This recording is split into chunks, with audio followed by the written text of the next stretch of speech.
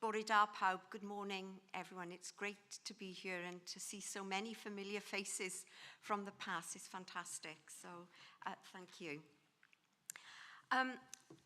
It's a bit of a bittersweet day today, isn't it? One of those days you never quite know how you're going to react. It's the end of an era, but of course we're here to celebrate the last 10 years, which have been really amazing. I mean, to have a centre for 10 years is quite something, actually. So it's a real day of celebration. And of course, as Daisy said, it's not the end. Ageing is going to continue. There'll be a need for evidence by policy and practice. And so we mustn't think this is the end. This is the beginning of something new. And it's always good to have change and to develop new things. I think ageing is more important than it's ever been, so we really need to get our act together in Wales to know exactly where we are going with this. And CADR has laid that platform already for the future. So what I'd like to do in the next 15 minutes is just reflect a little bit on where we came from to CADR, why it grew, and then look more so at the future. What's the future direction that we should be going in Wales in terms of individual research and in terms of a strategic approach? Now, I've titled this Back to the Future, Ageing and Dementia Research in Wales, a celebration of CADR. And this is the spoiler. I'm not going to predict the future, and I'm not going to be able to change the past, and I'm certainly not going to talk about cars. So that's the only reference you will have to the film Back to the Future. What I am going to talk about is more of a personal and professional journey that led to CADR and where we are going to next. Well, where did it all start? OPAN was really the start of CADR, the Older People's Ageing and Ageing Network. Didn't have dementia in the title then. And I was very passionate about changing the lives of older people. I'd originally gone into social work, which was really where my heart was. I'd worked in residential care in South Wales, in Pontypridd, and trained as a social worker, left Wales, and then I went into academia. But I always wanted to come back. That kind of hiraeth never goes away, does it? I've still got it, actually, living in Scotland. So I came back and took up a job as Professor of Social Work at Swansea University, but really wanted to set up a centre for ageing in particular. And the reason was there were professional factors around this. First of all, the research context. There was huge strength in Wales in ageing research, and some people are here today. Bangor University was really leading the field. Claire Wenger, Bob Woods, Ness Burholt, Tom Scharf, Jill Windle, really pushing the barriers back. And there were people in South Wales doing similar work, but not joined up together. So there was a vision to let's join Wales together. Let's see what we can do in terms of promoting ageing in Wales. And of course, the policy context was very right. We had a new commissioner. There was another strategy for older people. We had a minister for older people. It was really going in the right direction. And policymakers really needed that evidence. So it was really vibrant. And I was very fortunate to meet a colleague of mine, Sue Lambert, who is here today. I don't know where Sue is at the moment. She's at the back there. And actually, I think Sue picked up the call to put in a grant for an older people's network. And so big thanks to Sue, because none of this would happen. CADR wouldn't have happened actually without Sue. And we can wax lyrical on the funny stories that led to the setting up of OPAN. It shows you how long ago it was. It was 20 years ago. I was on holiday in Austria when we were doing the full bid, and I had to find somewhere that had an internet connection to link with Sue. So you can see it was a long time ago, 2006, I think. And one of the distinctive things about OPAN, which CADR also took on, was it was the only network that wasn't disease-focused that was funded. It was coming from a social model. It was social sciences, arts and humanities were at the centre, and health at the centre of the network, and older people were very central.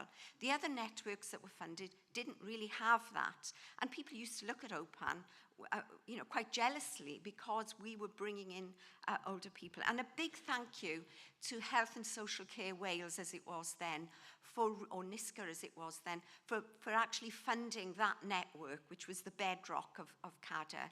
So a big thank you to people like John Williams, Sue Denman, who really had faith in us and really took the network on. And of course, some of you here worked in OPAN. Carol and Maria came on board in relation to OPAN, and others in the room, of course, Yvonne. We set up a number of groups. And I'm not going to talk about OPAN, but just to flag that up. And of course, that naturally morphed into Health and Social Care Wales funding centres, and so into CADR. And I cannot really do justice to the work that CADR members have done over the last 10 years. You're going to hear about that through the day. But what I can say is the significance, the reach, the impact and innovation that's come into Wales and gone out of Wales because of CADR is enormous. I've been very privileged to have a role over the last 4 years leading a UK programme of research that's linked internationally. And CADR has been known internationally. People refer to it, particularly, as Daisy said, the co-production side of things. So this is Sue and I at a conference many years ago setting up OPAN.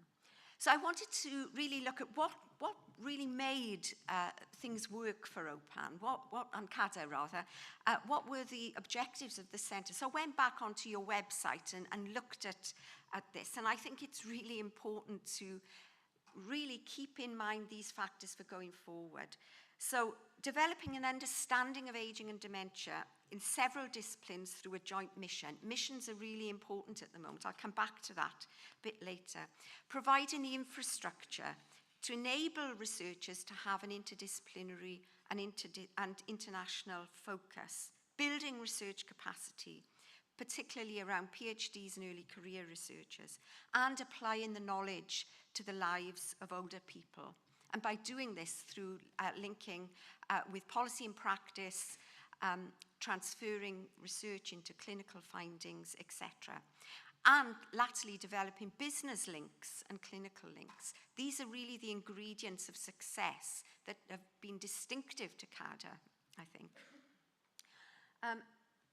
That's the objectives that you put up. What I've been doing is looking at the literature on what does make a successful research centre, and you'll see they map onto a lot of the things that resonate with CADR. A shared vision in the strategic objectives, and I'd also like to add there a personal, passionate commitment from everyone involved. People are passionate about CADR, more so than I've known for any other research centre.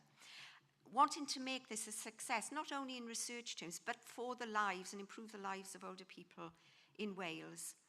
Central funding through Welsh Government. We should really acknowledge this. It's the only centre in the UK that got core government funding to run for 10 years until the Centre for Ageing Better came on board and got funding for England. The problem with that, of course, is you have to lever in extra funding to cover that funding, and that's the challenge, and that was the tough thing. But of course, that's what you've done. You've brought in other things to really support that. Collaboration across universities and sectors, taking a very holistic approach, working together really smoothly with Bangor, Aberystwyth, Cardiff and Swansea. Building that research capacity, having a wide network of stakeholders, but more importantly, co-creating research with older people and people across the generation. That is absolutely the heart of CADR, and please do not lose that. Now, I would also add to this, having defined areas of research strength, knowing what you're strong and good at, and taking that forward. Environments of ageing, for example, just being one. Dementia and cognition, social inclusion and well-being, the real bedrock of research, knowing that these are the strengths, and there's a lot more work to do in those areas. Strategic leadership is really important. And I want to pay tribute to Ness Burholt, who, in my mind, is one of the best researchers I've ever worked with, She's here somewhere, I hope. Right. And I know that those of you who've worked with NEST will agree with me on that. And Andrea and Charles taking the network forward. Fantastic strategic leadership. Excellent administration. I can't name everyone that was involved in the administration of this, but an absolute fantastic team. And Rhea and I never really worked together, but Rhea's done a fantastic job latterly in bringing all that together. Excellent website, Waters Creative, thank you. And also, just to show how good CADR have been, in the REF 2021, CADR was acknowledged in terms of a report that came out latterly in terms of its impact, particularly in the health and social work arenas. So really making a difference to things in Wales. But very briefly then, what about future directions? Where are we going? Are we following policy? Are we following our values? Well, hopefully both. And I just want to skim through some of those kind of directions that I think we need to be building on. So what are the priorities in Wales? I think I've skipped a slide there. Yeah, Welsh priorities are one of the things that we need to think about. But, of course, this is just a complete snapshot of some of the things that you can see in public health or the Commissioner's reports, the kinds of things that we should be looking at for the future. But just going back, I think there are particular areas that we need to think about. Now, first of all, a mission-orientated approach, very topical at the moment. Missions are really the in thing. You've got the bedrock there to take that forward. Research and innovation, and I think that innovation piece is really important. Building on the work of Owen, that bringing in new sectors, businesses, is again something to take forward. Co-production, but not just with older people, but tripartite co-production with other stakeholders, tricky to do and difficult, but I think you can do that very easily. Making it sustainable by bringing other disciplines and sectors in, more so than perhaps we have done. And building that capacity, as I said, in commercialisation as well. And turning the narrative from a challenge of an ageing population to one of opportunity, all the time changing that narrative against ageism. So just coming back to missions, I've been doing a lot of work with a lot of groups across the UK looking at future directions, and I use this slide a lot, looking at how do we map on ageing to the government's missions, the 5 missions that Labour have got, because there's not much said about ageing yet in amongst Labour's missions, but you can map on everything that we're doing to these missions. So my plea is to researchers in the room, work with older people to really look at how do you address some of those missions from Labour, because that's where a lot of the funding will be coming from. So, you know, keep the networks going, keep things ticking over, but really focusing on these particular features. There are opportunities and there are challenges, of course.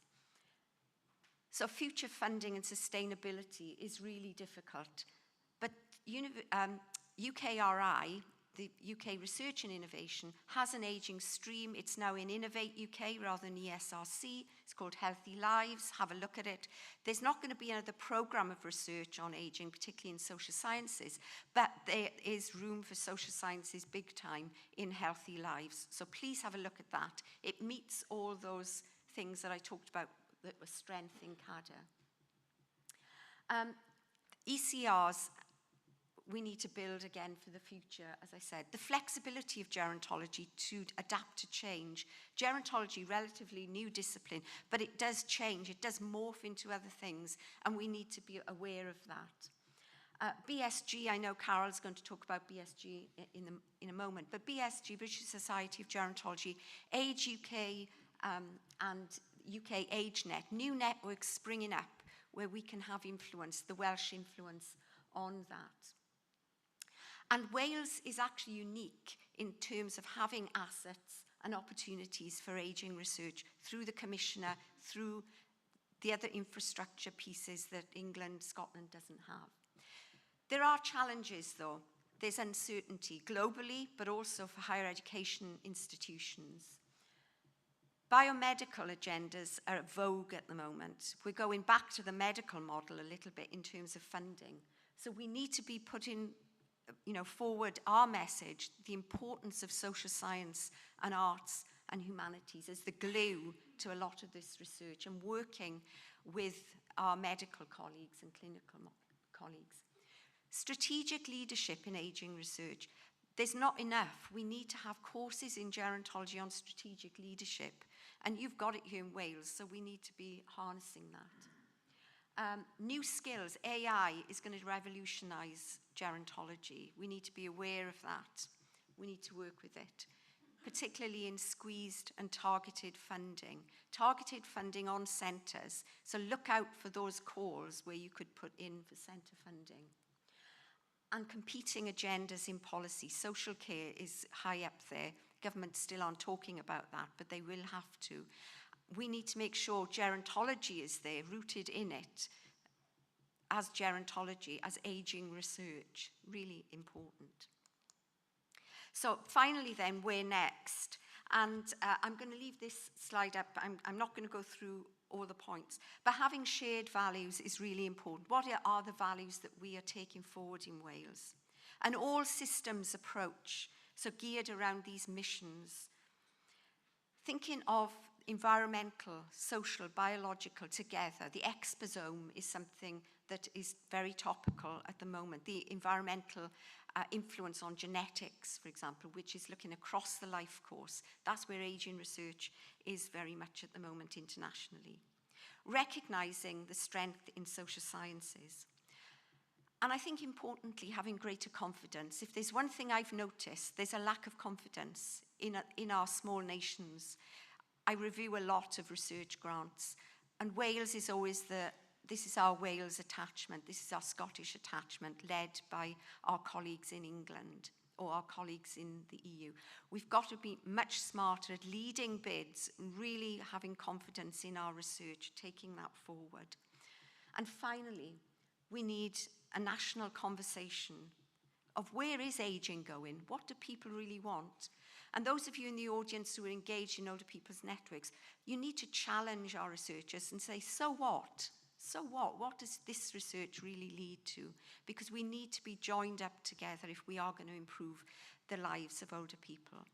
But CADR has left footprints in the sand, and we need to build on that before the tide comes in. So diolch yn fawr iawn.